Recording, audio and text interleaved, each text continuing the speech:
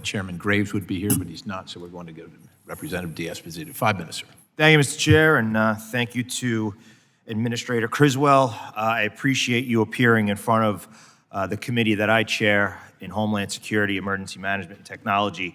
And at that time, we discussed the ever-changing mission. Although FEMA has a mission, that mission has changed over the years. And obviously, most recently in the disastrous southern border that we're dealing with, FEMA recently announced in June that New York City was set to receive $100 million from the Shelter and Services Program to address the ever-growing migrant crisis. Since then, as I'm sure you're well aware, the problem has only worsened. And recently, Mayor Adams, just last month, and I quote, said, "This issue will destroy New York City." Claimed that agencies may have to slash up to 15% from their budgets. Now, prior to you being the administrator of FEMA, you served New York City proudly for 2 years, and I appreciate you leading the Department of Emergency Management. But 15% from the budgets of departments like sanitation, the FDNY, the NYPD, emergency management, buildings, and on and on and on. Has anyone from New York City been in contact with FEMA requesting additional funds to address the migrant crisis after already receiving $100 million? Representative, we have been in continuous communication with the City of New York. My regional administrator maintains close contact on a regular basis as to understanding what their needs are. And the department recently sent a team down there to do a deep dive with the mayor and his staff on what the current situation is and the needs that they have to have a better understanding. The funding that we have through the Shelter and Services Program is a finite amount of funding.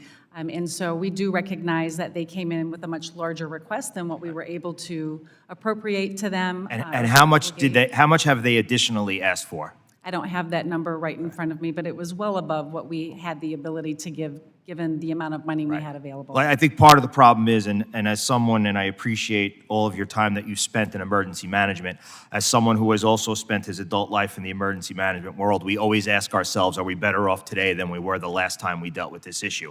And I think it's clear that Mayor Adams had no plan for being a sanctuary city, and when asked by FEMA, what are your needs and what do you need from us, he doesn't have an answer because there is no plan. So obviously it's concerning that New York City continues to face the significant challenges that it does. You never want to hear the mayor of one of the biggest cities in the world saying that we have an issue that we're facing that we can't control that is going to destroy our city.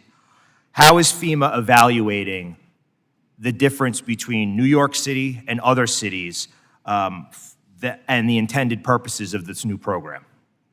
Yeah, the Shelter and Service Program, again, was directed by Congress, and the first part of that funding went out through our legacy program, the Emergency Food and Shelter Program for Humanitarian.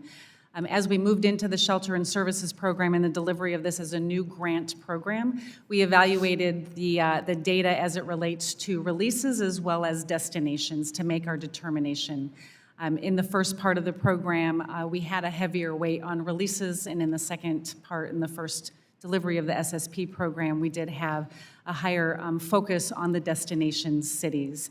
As we move into the next fiscal year, if this program continues to be funded, we are going to look at making this a more competitive grant program using current data, since the first delivery was based on existing data, but we know that the dynamics of the situation are real and that the data changes on a daily basis, and we want to make sure we have a better understanding of impacts to communities as we go into the next fiscal year. So in making these decisions, you and your team have obviously gone through more data than anybody probably ever wants to look at. Do you believe that there is an immigration crisis facing us under the, I would say, failed leadership of the President and Secretary Mayorkas? Are we dealing with an immigration issue throughout this country, specifically in New York City, which borders my congressional district?